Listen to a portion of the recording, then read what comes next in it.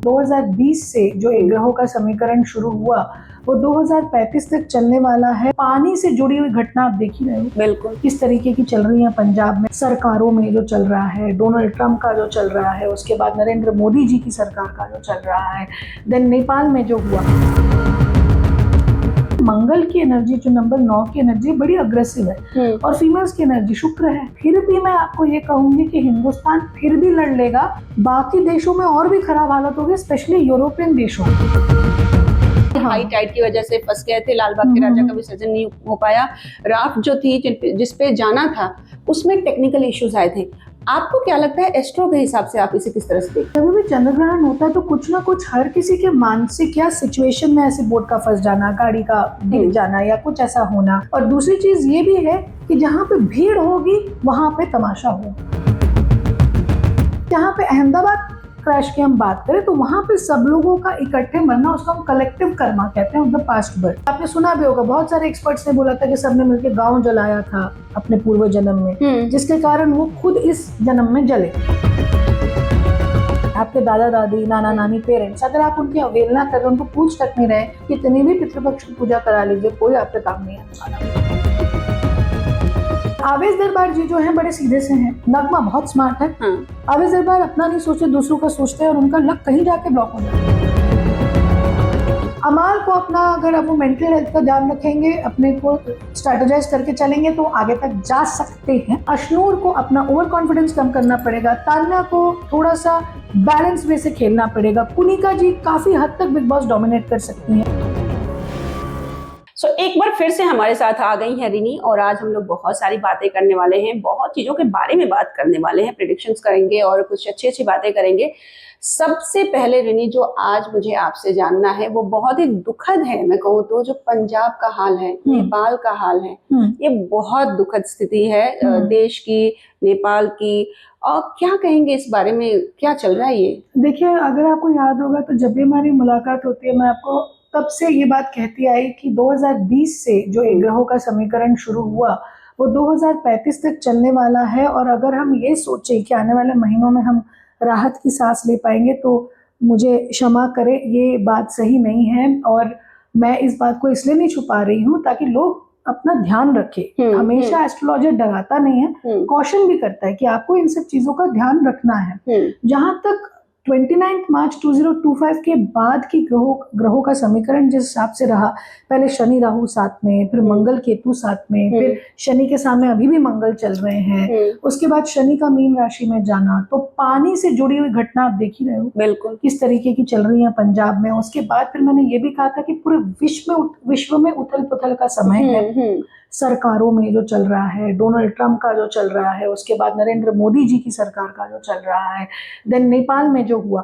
और एक इंटरेस्टिंग बात यह है कि जब ग्रहण हुआ था, अभी जस्ट कुछ दिन पहले चंद्र ग्रहण हुआ और अभी आने वाले दिनों में, ये 10-15 दिन के अंदर ही मेरे ख्याल से सूर्य ग्रहण होने वाला है। जी।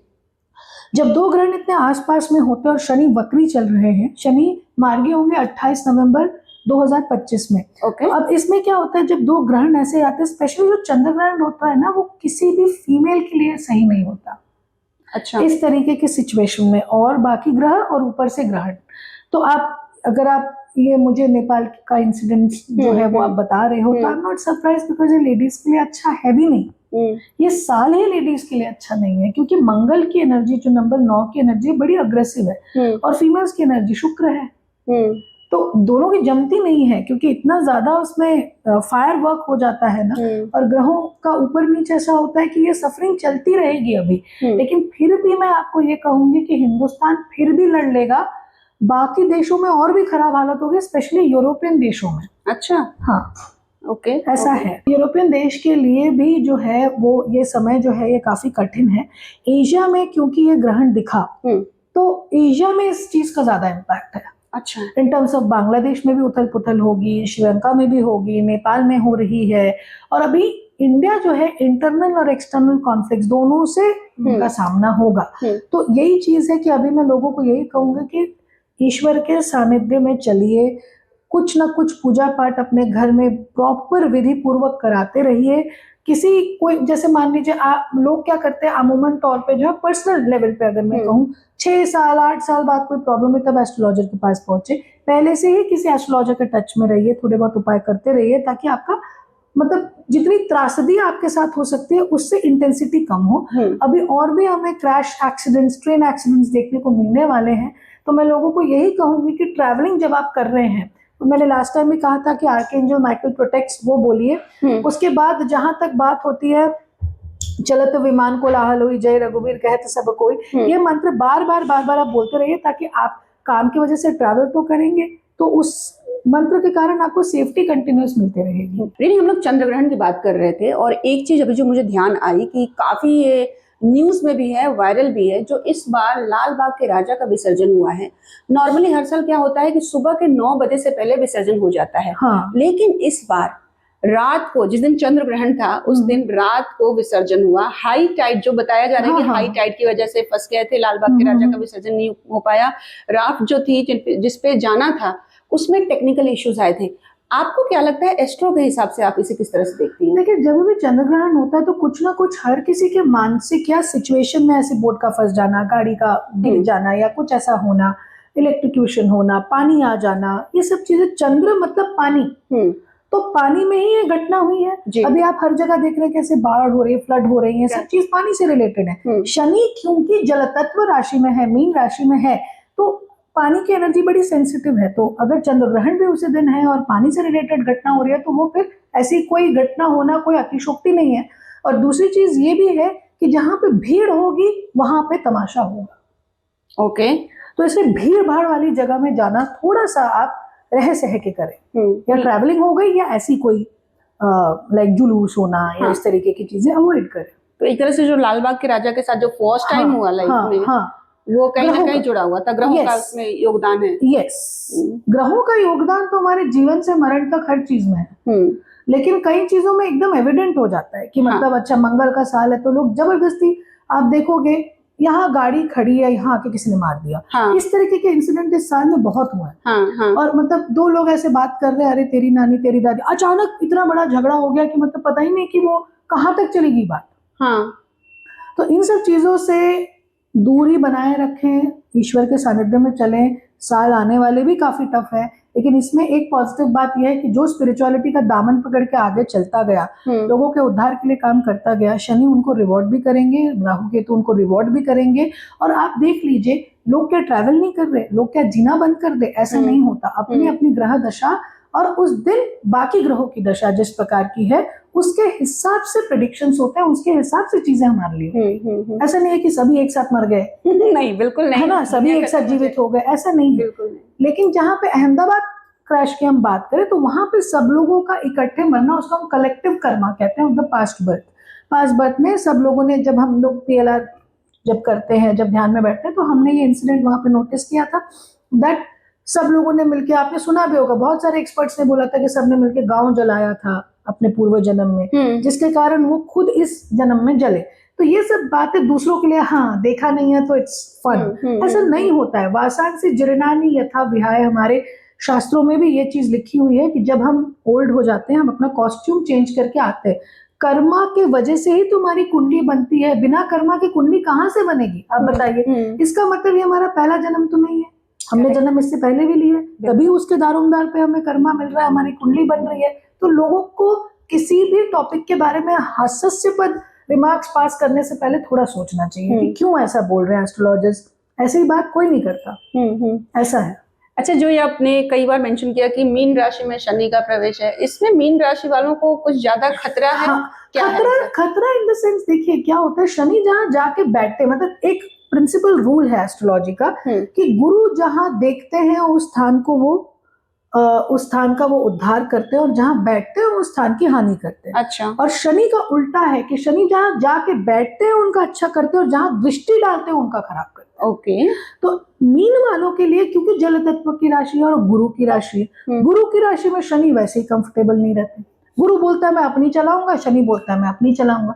इसमें क्या होता है, इस कंफ्यूजन में जो है मीन राशि वालों पे आप देखोगे इमोशनल स्ट्रेस इस दौरान बहुत हुआ होगा। मतलब लोगों ने उनके साथ जबरदस्ती का इंजस्टिस कर दिया, उनको पता ही नहीं कि हमने किया क्या जिसकी वजह से हमारे साथ ये सिचुएशन हुई, या जबरदस्ती पिस जाना, यहाँ गोली चल रही है आपको लग गई, मतलब बिना मतलब के तो हाँ। और दोष आ जाना, आपने किया नहीं है। हाँ। मान लो मैंने आपको ऐसे ही टच किया, लेकिन अगर 7.5 का चरम सीमा उस प्रकार से चल रहा है आपके लिए, तो लोगों ने इसने मुझे टच किया, किस लिए टच किया। अब एक होता है मैटर कुछ है ही नहीं, एक होता है मैटर कुछ है। दोनों ही केस में शनि विरक्त तो करते हैं। अच्छा, बट वही है कि अगर आप सीधे हो, आप सच्चा काम कर रहे हो, आपको नहीं छेड़ेंगे, चले जाते हैं वो अपना काम करके, और आपको एक अलग लेवल पे भी लेके जाते हैं। अभी मेरी भी जैसी कुंभ राशि है, तो मेरी 7.5 चल रही है।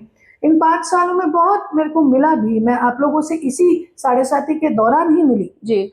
लेकिन मेरी सबसे प्रेशियस चीज जो मेरी नानी थी वो इसी साल चली गई। तो शनि ऐसा ही करते हैं, इसका हम कुछ नहीं कर सकते।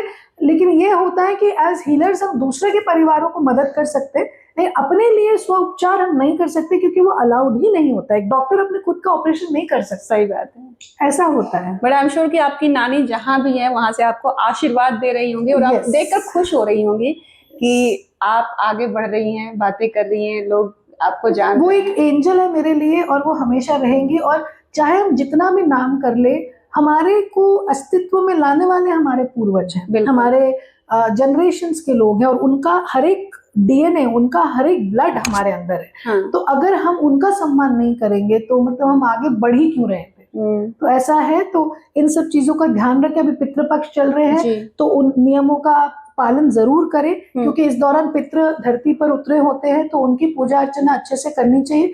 जिनके पूर्वजों का उनको तिथि वगैरह पता नहीं है, तो वो सर्व पितृपक्ष अमावस्या में पूजा कर सकते हैं। वैसे ही ग्रह थोड़े ज्यादा उग्र हैं, तो उस चीज को हैंडल करने के लिए आप धर्म के अनुसार चलिए, यही मैं बोलूंगी सबको। नहीं, आपकी बातें बहुत मुझे अच्छी लगती हैं और काफी इम्पैक्टफुल होती है। तो थोड़ा और मैं जानना चाहूंगी पितृपक्ष के बारे में, क्योंकि चल रहा है और हमारे थ्रू अगर लोगों को कुछ पता चले तो बहुत अच्छी बात रहेगी। किन किन चीजों का ध्यान रखना चाहिए पितृपक्ष में? पितृपक्ष में जैसे कोई नया काम तो हम सभी को पता है कि शुरू नहीं करना चाहिए, और दूसरी चीज गोल्ड सिल्वर गाड़ी घर इस दौरान हमें बुक वगैरह नहीं करना चाहिए, क्योंकि हमें पूरे मतलब समर्पण के साथ अपने पितरों के लिए हम जो कर सकते हैं करें। तिल का दिया एवरीडे अपने एंट्रेंस के राइट हैंड साइड में आपको रोज जलाना चाहिए, ताकि मतलब उनको लगे कि आप उनके लिए कुछ कर रहे हैं। चावल और जैसे कोई भी खीर हो गया, चावल हो गया, पंडितों को ब्राह्मण वस्त्र देना, ये सारी चीजें आपको पितृपक्ष में करनी चाहिए।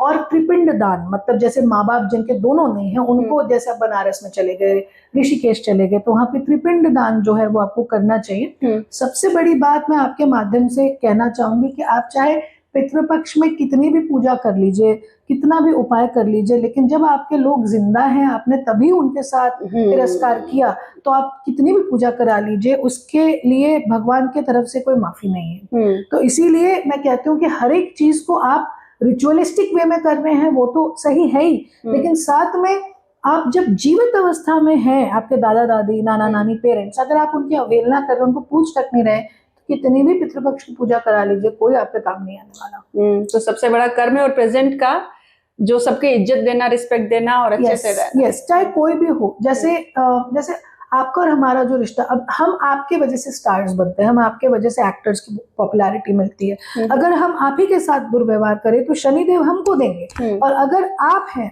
अगर कोई आपकी कम्युनिटी का कोई भी व्यक्ति, सबके लिए है ये, केवल हमारे लिए, आपके लिए नहीं है जी। आपके मतलब कोई किसी व्यक्ति के बारे में कुछ गलत बोला तो उस पर भी कर्म आते हैं, कर्म सब पे आते हैं जी।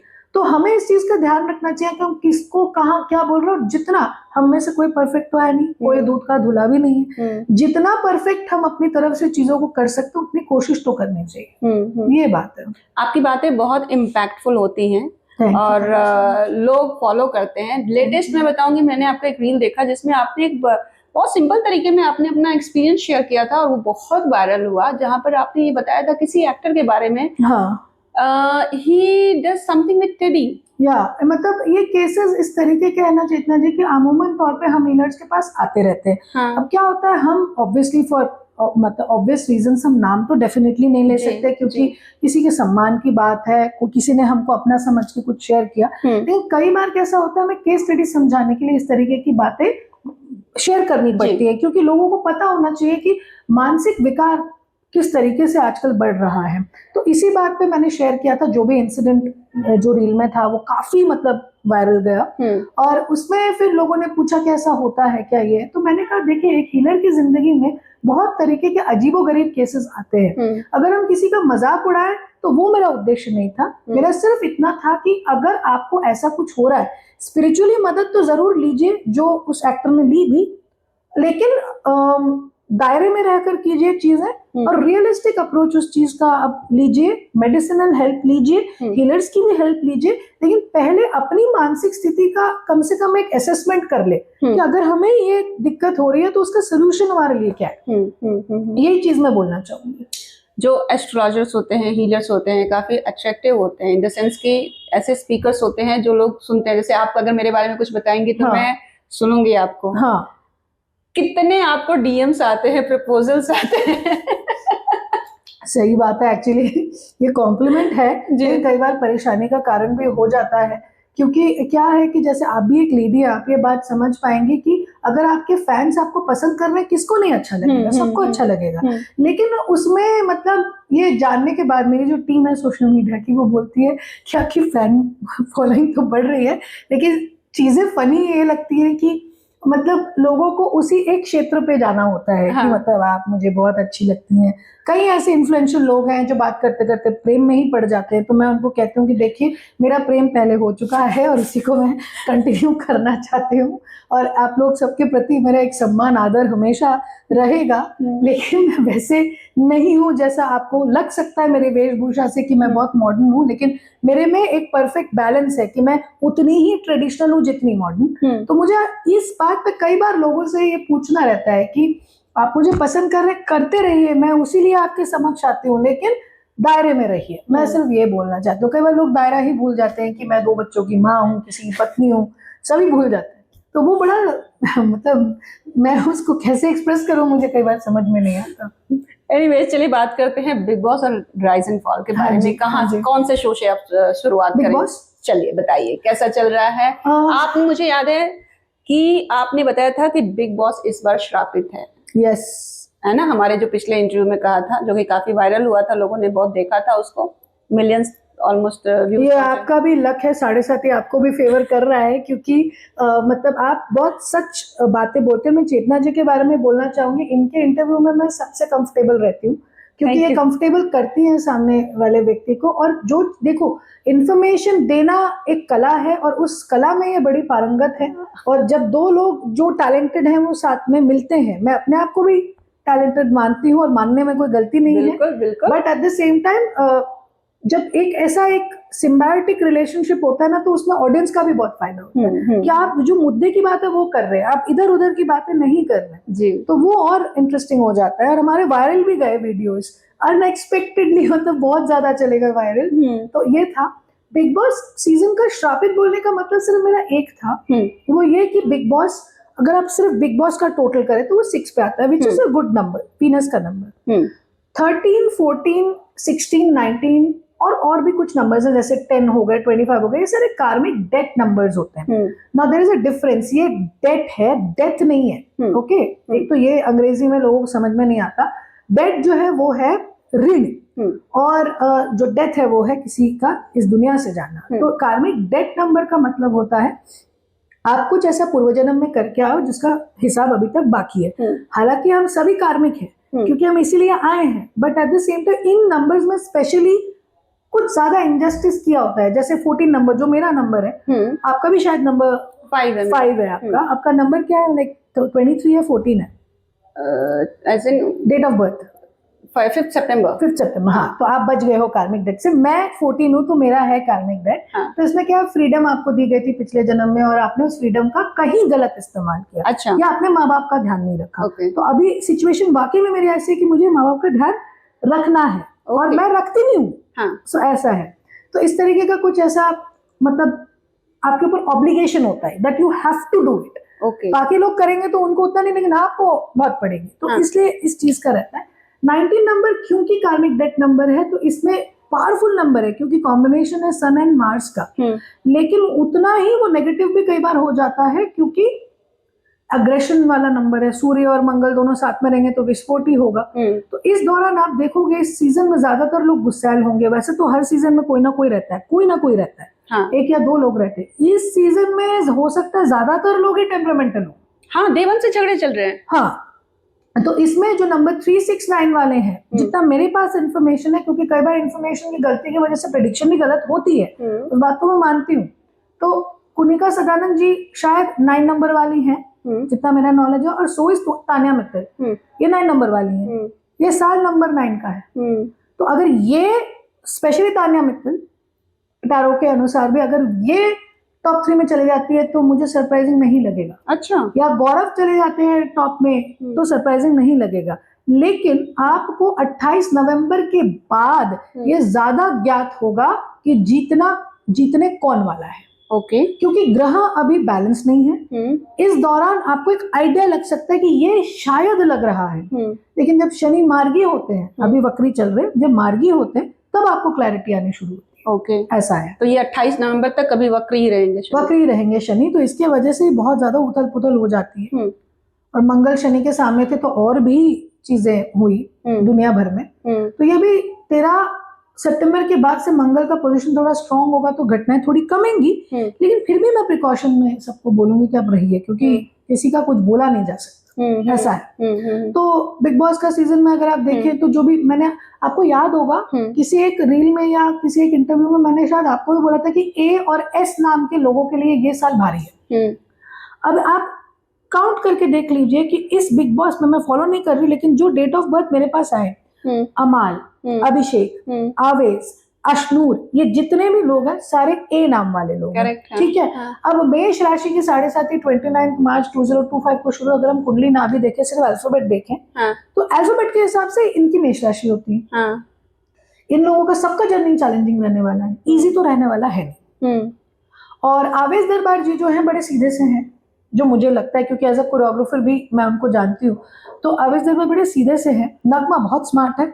आवेश दरबार अपना नहीं सोचते, दूसरों का सोचते हैं और उनका लक कहीं जाके ब्लॉक हो जाता है। अच्छा। तो एक वो है।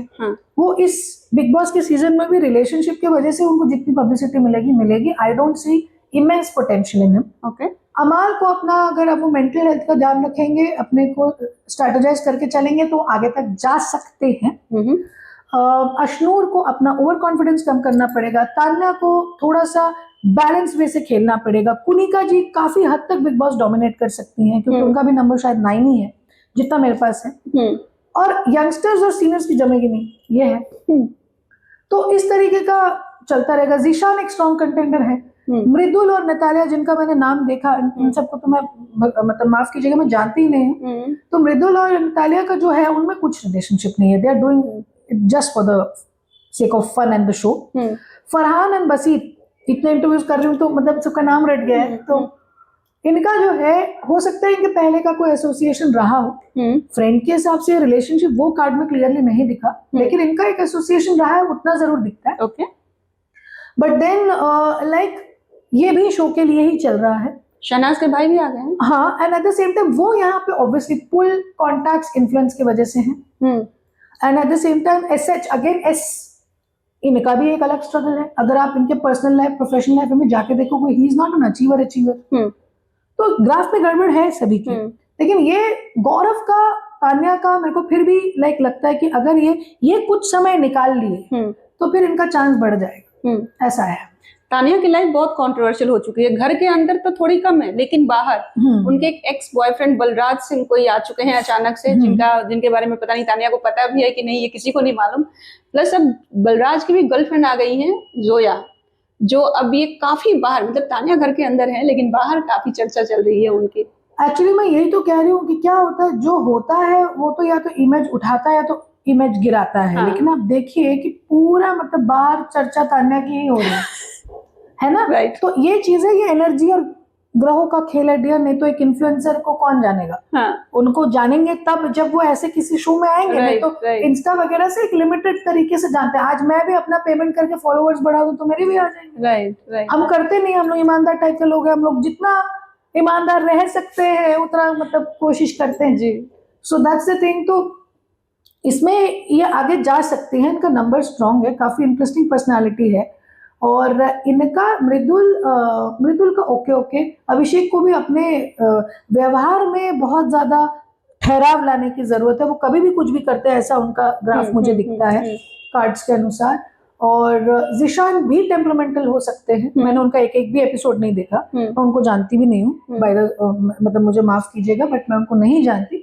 वो भी मुझे टेम्परामेंटल लगते हैं, क्योंकि उनका आप ऐसे बात करो तो शांति से बात करेंगे, लेकिन अगर आपने उनको ऑर्डर कर दिया तो चिल्लाएंगे। अच्छा, ओके। ऐसा पर्सनालिटी लगता है, तो they need to be careful. Basir की अगर हम बात करें तो बसीर का जितना मेरे पास डिटेल है, वो भी नंबर 5 है। हाँ। नंबर 5 वालों का गुस्सा सोडा बॉटल के जैसे होता है, आता है हुश डाउन, तो वैसे वो है। और जहां तक बात होती है प्रणीत मोरे, हाँ। तो प्रणीत मोरे को मैंने उनके इंस्टा रील्स एक आध देखे, तो उसमें उनको मैं बोलना चाहूंगी कि आप स्टैंड अप कॉमेडियन है, इट्स फाइन, बट ये कॉमेडी का रिश्ता बुध से होता है, मर्क्यूरी। और अभी किसी भी कंटेस्टेंट को कुछ भी समझ में नहीं आ रहा है, क्योंकि शनि वक्री, मंगल इम्बैलेंस, बुध जो है अस्त है, तो लोगों को कुछ भी समझ में नहीं आ रहा, वो क्या बोल रहे हैं और क्या कर रहे हैं, कुछ नहीं, क्योंकि बुध बुद्धि है, बुद्धि ध्वस्त है सबकी अभी। तो कुछ भी समझ में नहीं आ रहा है क्या कर रहे हैं क्या नहीं। और कॉमेडी का कारक भी मंगल है, ये बुध है, तो अगर वो कॉमेडी करते रहेंगे शो के अंदर, किसी ना किसी से वो सुनेंगे और ऑडियंस उनको पसंद नहीं करेगी, इतना मुझे पता है, बाकी तो ऊपर वाला जाने। एक और बड़ा शो है राइज एंड फॉल, उसमें भी काफी अच्छे नाम है, अर्जुन बिजलानी है, बहुत अच्छे कुबरा हैं, मतलब एक अश्नीर ग्रोवर है जो शो को होस्ट कर रहे हैं। आपने देखा, क्या लगता है आपको इस शो के बारे में? नहीं, मैं इस शो के बारे में एकदम नहीं जानती हूँ, लेकिन इतना मुझे पता है कि अगेन अर्जुन बिजलानी की अगर आप बात कहें तो इट्स लाइक अगेन तो अब आप ये देखो कि अभी 7.5 कैसे मजेदार गेम खेलती है कि जब आप देख रहे हो कि बिग बॉस में जाने वाले कंटेस्टेंट्स, उसके बाद फिर राइज एंड फॉल में जाने वाले कंटेस्टेंट्स, बहुत आपको ए और एस नाम के लोग मिल जाएंगे। वो क्यों जा रहे हैं? शनि की वजह से ही जा रहे हैं। अब देखो शनि कैसे गेम खेलता है कि आपको पहुंचा तो दे रहा है बिग बॉस, जो आपको फेम देगा, जो आपको नेम देगा, राइज एंड फॉल में भी पहुंचा रहा है, जो आपको नेम देगा, फेम देगा। अब ग्राफ उठा के चेक कर लेना, जितने लोगों की ढैया और 7.5 है, सारे अंदर जाएंगे ऐसे शोज में। अच्छा। और उसके बाद फिर ऐसे कर करके पटकेंगे अपना सर कि हम लोग कहाँ आ गए, क्योंकि शनि वही करता है, आपको कंफर्ट जोन से बाहर ले जा करके डालता है, और उसके बाद फिर आपका चैलेंज शुरू होता है। ये ए और एस वालों के केसेस में है अभी। बाकी जितने भी अल्फाबेट वाले हैं उनको like you know they can भी okay, rise and fall popular होगा, जितना मुझे नाम के अनुसार लगता है पॉपुलर होना चाहिए शो को। एंड द थिंग इज कि यहाँ पे अर्जुन बिजलानी और मैंने सुना था धनश्री वर्मा शायद इसमें है, वो इस शो में सीखेंगी बहुत, क्योंकि उनका थोड़ा मैंने टैरो देखा हुआ है, उनका नाम होगा लेकिन उनको बहुत कुछ सीखना है। अर्जुन जी का जो ग्राफ है वो चलेगा अच्छा, मगर हम उसको डिसेंट कह सकते हैं, मतलब अभी भी किसी भी शो में 28 नवंबर से पहले विनर घोषित करना बड़ा डिफिकल्ट है। Too early to talk. Okay Rini, बहुत मजा आया आपसे बात करके, और काफी अच्छी अच्छी चीजें मैंने भी बहुत कुछ सीख लिया आपसे आज, जो हमेशा मैं सीखती रहती हूँ। थैंक यू सो मच, और जल्द मिलेंगे। Thank you.